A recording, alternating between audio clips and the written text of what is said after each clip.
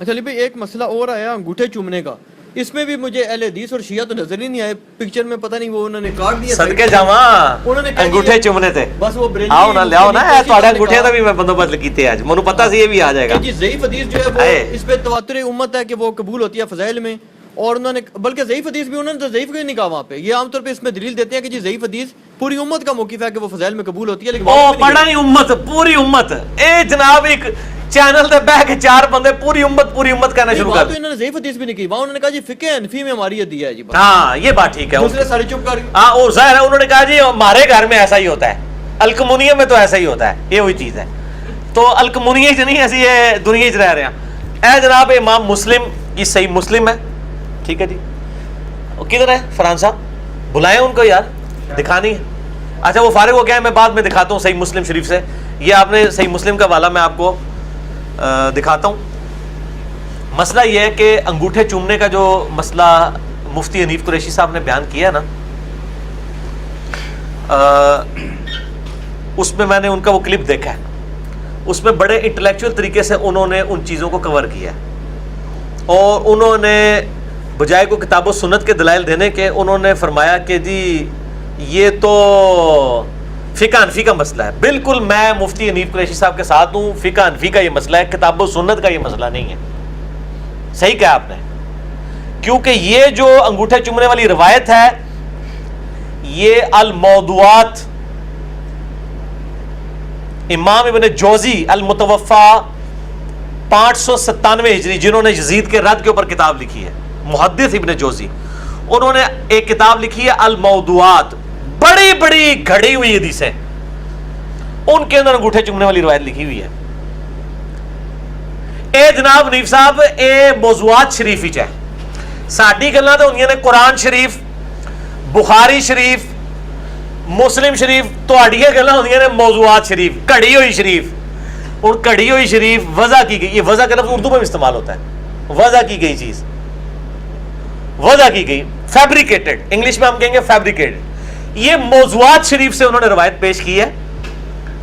یہ کوئی حدیث کی کتاب نہیں ہے بلکہ گھڑی ہوئی بڑی بڑی حدیثوں کی ہے موضوعات شریف۔ یہ بتائیں، اور غلام سعود سعیدی صاحب نے صحیح مسلم میں باقاعدہ اس حدیث کے حوالہ نیچے لکھا ہے موضوعات شریف تو میں کہہ رہا ہوں موضوعات انہوں نے حوالہ لکھا ہوا ہے، تو جو گھڑی ہوئی حدیثوں کی کتاب میں سے نکال رہے ہیں۔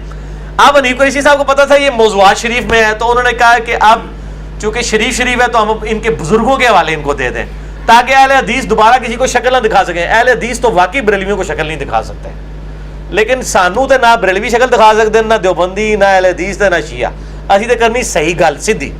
اے جناب دکھاؤ جی کی مسئلہ ہویا ہے، حنیف قریشی صاحب نے انہوں نے پھکی کے دیتی ہے، اے پھکی ہے جی، امام ابن تیمیہ المتوفا 728 ہجری کی کتاب اقتداء صراط مستقیم، انجینئر صاحب نے گھر میں نہیں چھاپی، یہ دارالاسلام پبلیکیشن کی ہے، نیچے سے یہ بھی دکھائیں دارالاسلام پبلیکیشن، صراط مستقیم کے تقاضے، اے ترجمے میں نہیں آپ کیتے، اے خود اہل حدیثاں دے علماء نے کیتے، دارالاسلام کی چھپی ہوئی ہے، یہ بڑی مشہور کتاب ہے، ٹھیک ہے۔ اسی کتاب کے بارے میں میری شیخ زبیر صاحب کے ساتھ فون کال بھی ریکارڈ ہے جس میں انہوں نے کہا کہ اس میں بد عقیدگیاں لکھی ہوئی ہیں اس کتاب کے اندر۔ شیخ الاسلام صاحب، یہ آج کل تو شیخ الاسلام ہے ڈاکٹر تعلق قادری صاحب اور ڈاکٹر اشرف آصف جلالی صاحب، یہ اس زمانے کے شیخ الاسلام، آج کل بھی بعض لوگوں کے ہیں۔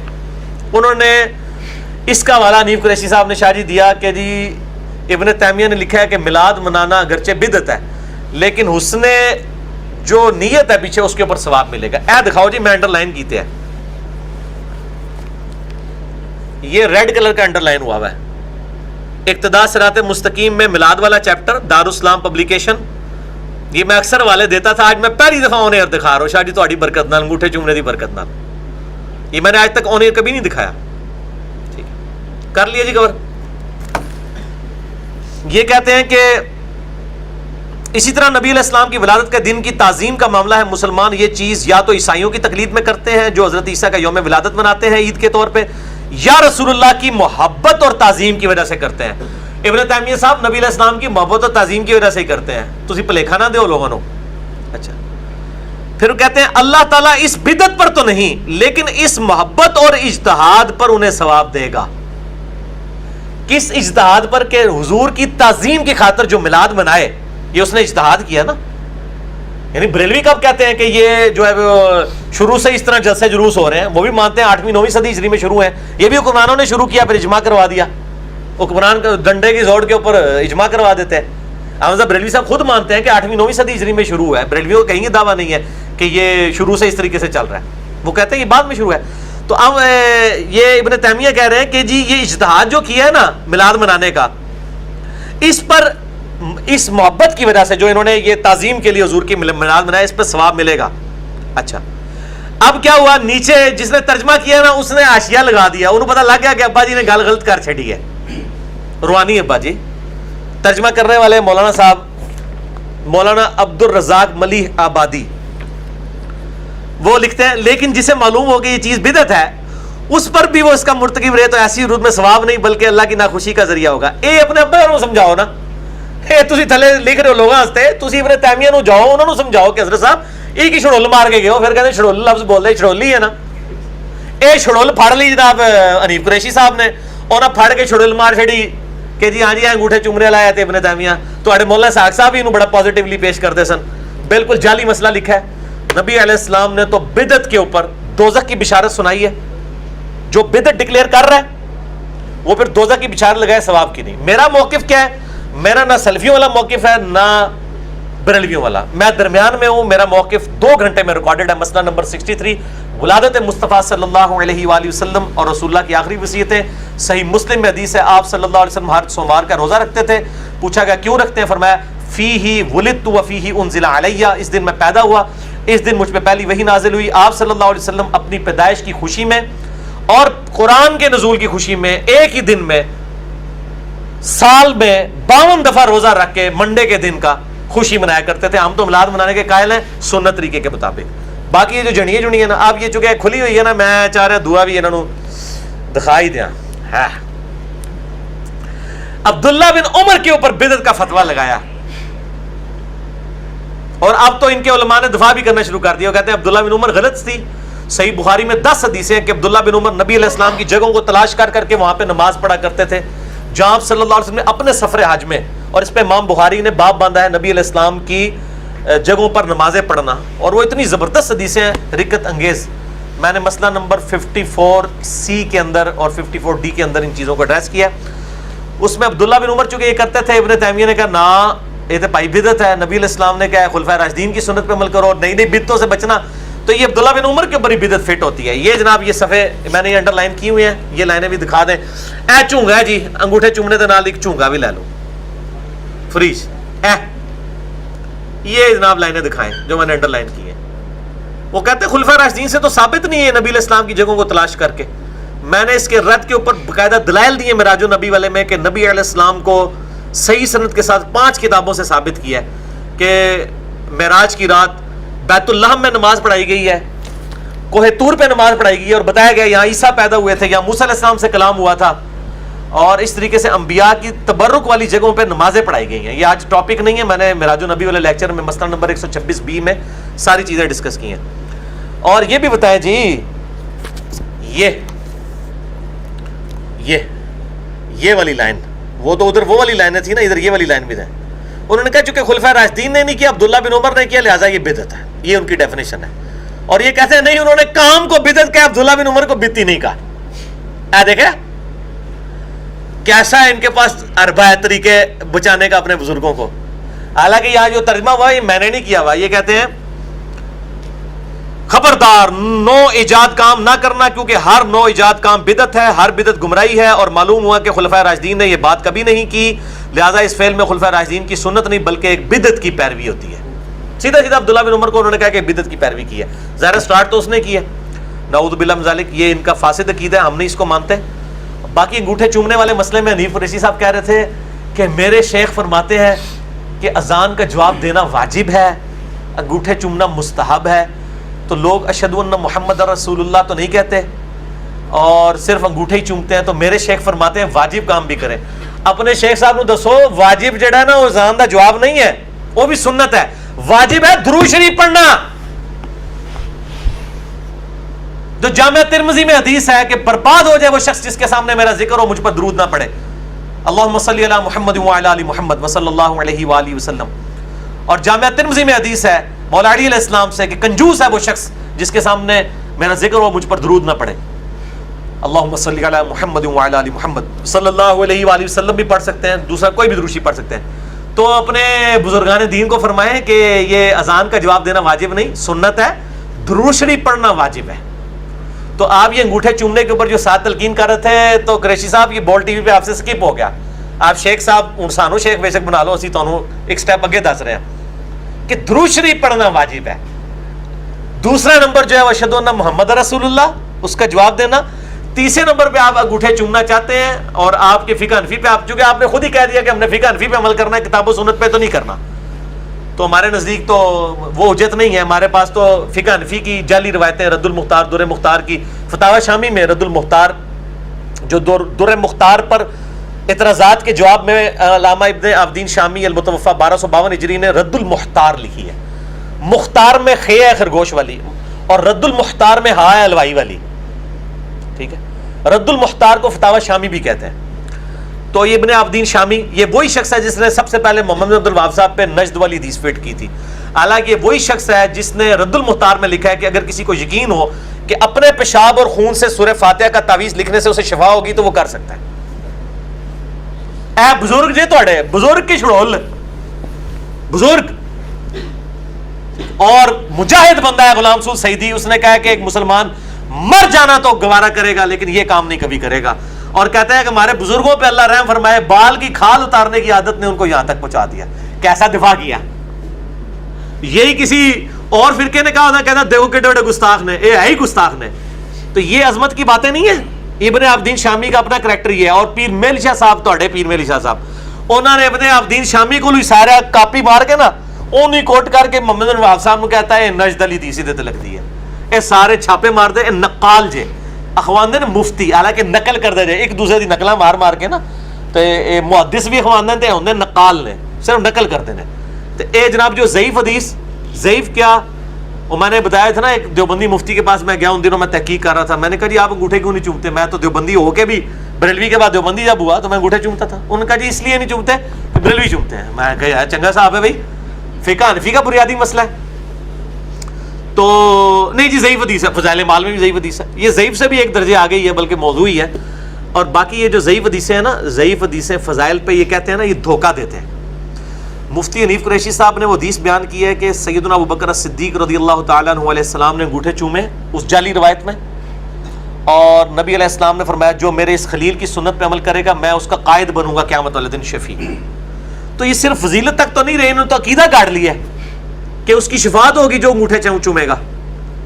کہتے فضائل کہہ کے داخل کرتے ہیں پھر عقیدہ بناتے ہیں. حالانکہ صحیح مسلم میں حدیث ہے جس نے اذان کا جواب دیا, درود شریف پڑھا, اس کے بعد الوسیلہ والی دعا مانگی, اس پہ میری شفاعت حلال ہو جائے گی. وہ بیکس فٹ پہ چلا گیا, انہوں نے انگوٹھے چومنے پہ ہی کام کروا دیا, اور الٹا جو نہیں چوم رہے ان کے اوپر گستاخ رسول کے فتوے. تو یہ خود اور یہ ضعیف روایتیں جو ہے نا, امام مسلم کے مقدمے میں امام مسلم نے یہ بات لکھی ہے. شاہ جی میں نے پہلے بھی آپ کو کئی دفعہ بتایا ہے, امام مسلم نے صحیح مسلم کے مقدمے میں لکھا ہے کہ جو حدیثیں ہیں یا تو حلال و حرام کے لیے لی جاتی ہیں, یا لی جاتی ہیں امر اور نہی کے لیے, امر و نواہی کے لیے, کسی کام کا حکم دینے یا اس سے منع کرنے, یا ترغیب اور ترہیب کے لیے. الترغیب و ترہیب, یہ امام منذری کی ایک کتاب بھی ہے. الترغیب کہتے ہیں نیک اعمال کی فضیلت لوگوں پر آشکار کرنا, فضائل سنانا, اور الترہیب ڈر سنانا برے اعمال کا. تو امام مسلم نے تینوں کا ذکر کیا ہے کہ حلال و حرام, امر و نواہی, الترغیب و ترہیب. ان 6 کاموں کے لیے 3 کیٹیگریز بن گئی اور 6 کام.